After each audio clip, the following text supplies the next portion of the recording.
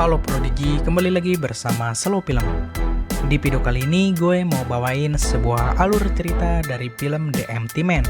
Oke, tanpa berbasa-basi lagi, yuk kita langsung masuk aja ke ceritanya guys.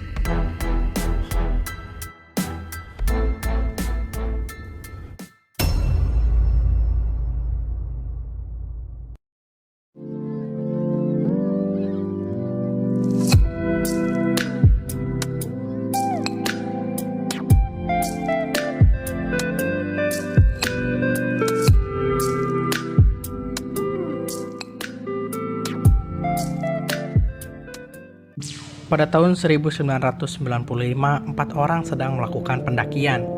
Mereka berjalan melewati hutan dan jembatan.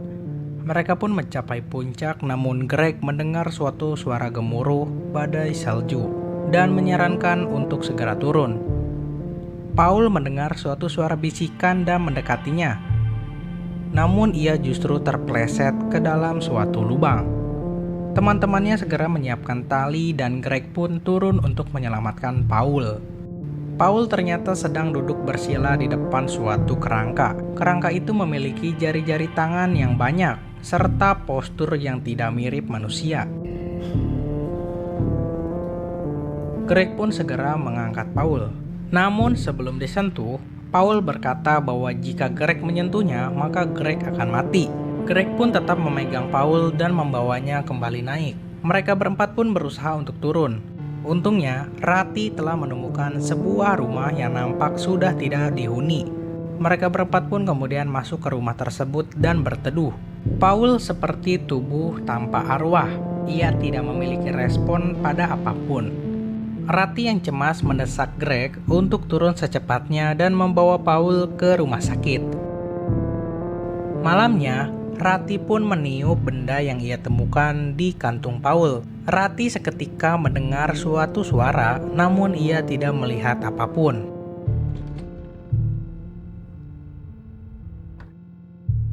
Hari kedua pun tiba. Greg dan Fiona pergi keluar untuk mencari bantuan. Tak lama, Rati melihat seseorang dari kejauhan. Rati pun keluar dari rumah tersebut dan berteriak meminta bantuan. Namun, orang tersebut bertingkah aneh dan justru mengejar Rati. Ketika Greg dan Fiona pulang, Rati menegaskan bahwa mereka harus secepatnya pergi dari tempat tersebut. Malamnya, Paul terlihat membisikkan sesuatu kepada Rati. Hari ketiga pun tiba. Paul tiba-tiba menghilang dan mereka menemukan jejak kaki di depan rumah. Mereka pun mengikuti jejak kaki tersebut dan menemukan Paul yang sedang duduk di depan jembatan sambil meniup alat tabung. Greg dan Fiona pun mencoba berkomunikasi dengan Paul, namun Paul menjawab bahwa ia sudah memperingatkan Greg. Rati tiba-tiba mengeluarkan sebuah pisau dan menusuk punggung Greg. Ia juga menggorok leher Fiona. Rati lalu terlihat pasrah dan menjatuhkan diri ke jurang. 23 tahun kemudian, James, seorang pensiunan polisi, terlihat sedang berolahraga. James lalu pulang dan bertemu dengan Amanda. Amanda ingin mengecek kondisi James yang telah kehilangan anak dan istrinya. Amanda mengatakan bahwa ia telah menemukan sesuatu yang positif. Ia juga mengatakan bahwa pikiran sebenarnya seperti sinyal yang berasal dari suatu titik dan berjalan melalui pikiran manusia.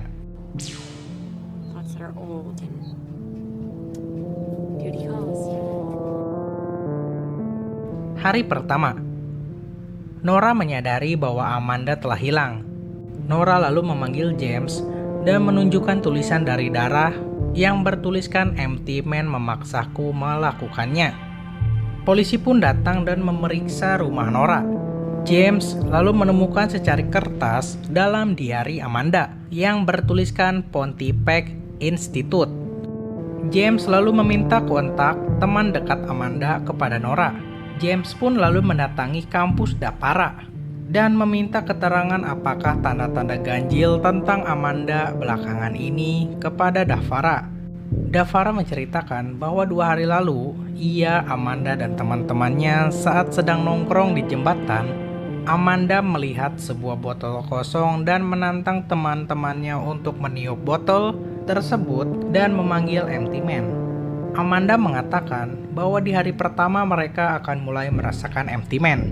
Di hari kedua, Empty Man akan mulai menampakkan wujudnya, dan di hari ketiga, Empty Man akan menemukan mereka. Terakhir, giliran Amanda dan ia duduk menghadap ujung jembatan dan mengucap kata Empty Man, lalu meniup botolnya. Tiba-tiba suasana menjadi mencekam dan sesuatu seperti mendekat.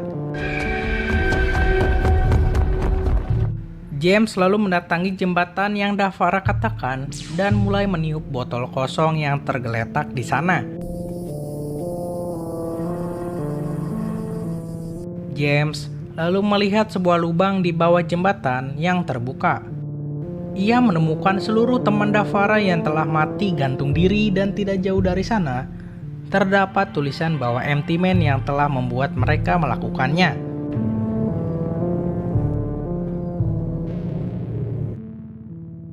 Polisi lalu datang dan mengevakuasi seluruh mayat tersebut.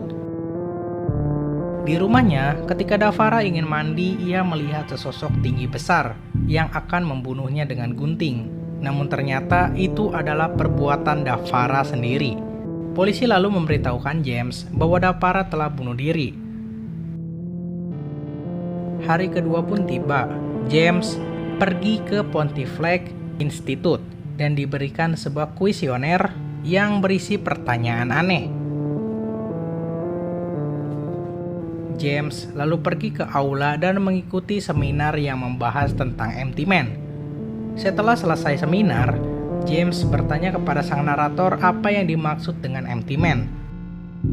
James selalu berkeliling bangunan tersebut sampai ia menemukan sekelompok orang yang sedang duduk melingkar di suatu ruangan. Lampu pun tiba-tiba dinyalakan dan James ketahuan, lalu ia dipaksa untuk keluar. Saat di luar, ia bertemu dengan pemuda yang sempat ia tanyai perihal Amanda. Pemuda tersebut mengatakan bahwa sebenarnya ia pernah melihat Amanda, namun ia dibawa pergi ke camp Pontifex. Dengan petunjuk dari pemuda tersebut, James pun pergi ke camp tersebut. Ia menemukan catatan milik Amanda dan anehnya ia juga menemukan berkas dengan nama dirinya. Namun berkas tersebut masih kosong. Di sana juga terdapat sebuah boneka beruang yang sudah rusak. James lalu mengambil sebuah kaset dan melihat sebuah ritual tentang sekelompok orang yang sedang mencoba memindahkan kesadarannya kepada orang lain. Namun ritual tersebut gagal dan membuat orang tersebut gila. Orang tersebut lalu menggambar sesuatu di dinding dan James baru sadar bahwa ruangan di kaset tersebut adalah ruangan yang ia tempati saat ini.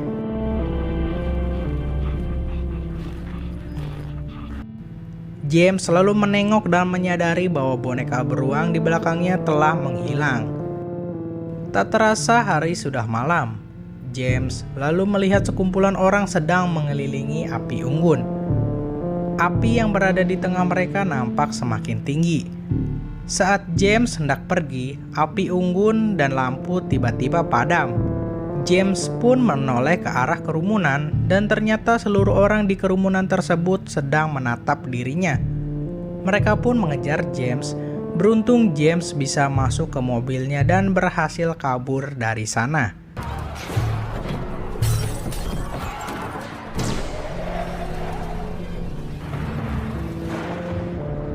James selalu pulang dan mengambil sebuah pistol dan pergi menemui Nora. James memberitahukan Nora bahwa Amanda telah bergabung dengan sekte sesat yang berbahaya dan Nora harus pergi mengamankan dirinya sementara. James pun mengantarkan Nora ke sebuah penginapan. James menanyakan apakah Amanda mengetahui skandal mereka. Menurut Nora, Amanda tidak mengetahui apapun tentang hubungan mereka berdua. Hari ketiga pun tiba. James mengikuti orang-orang yang keluar dari seminar Pontifex dan sampai di rumah sakit. Seorang pria terlihat sedang sekarat dan seluruh orang yang berada di ruangan tersebut tiba-tiba berlutut dan menyembah orang tersebut. James kemudian menculik seseorang untuk menginterogasinya. Orang tersebut mengatakan bahwa orang-orang yang di rumah sakit tersebut adalah sebuah sinyal untuk mereka yang selalu memberitahu apa yang mereka harus lakukan. James yang sudah muak menurunkan orang tersebut dan menghajarnya. Malamnya, James pun menyelinap ke gedung Pontifex dan menemukan sebuah dokumen tentang pria yang di rumah sakit tadi.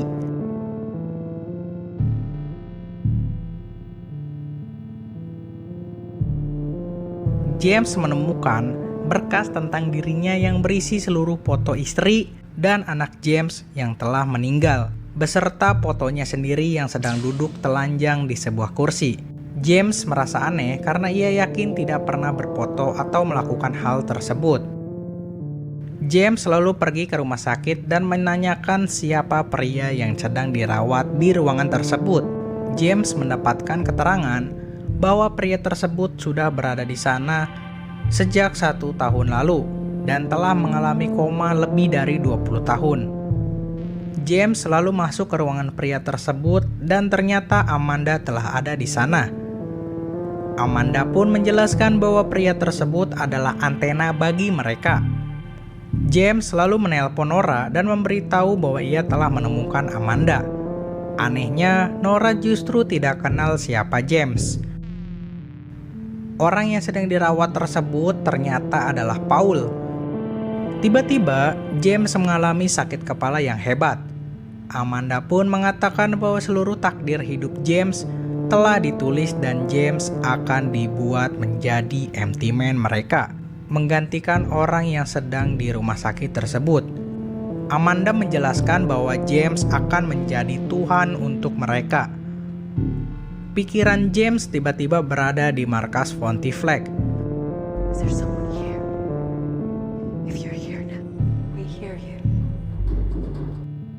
James yang kebingungan tiba-tiba berpindah tempat di depan tengkorak raksasa tempat dulu Paul terjebak. James pun berlari menghindari makhluk tersebut. Ia merasa pikirannya telah dikacaukan. James selalu menemui jalan buntu dan sosok tersebut akhirnya masuk ke tubuh James.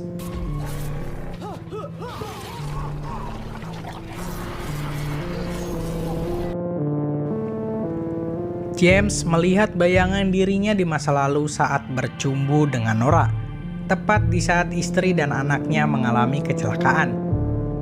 James lalu masuk ke sebuah pintu dan melihat Paul di sana. James pun langsung menembakkan pistolnya ke arah Paul.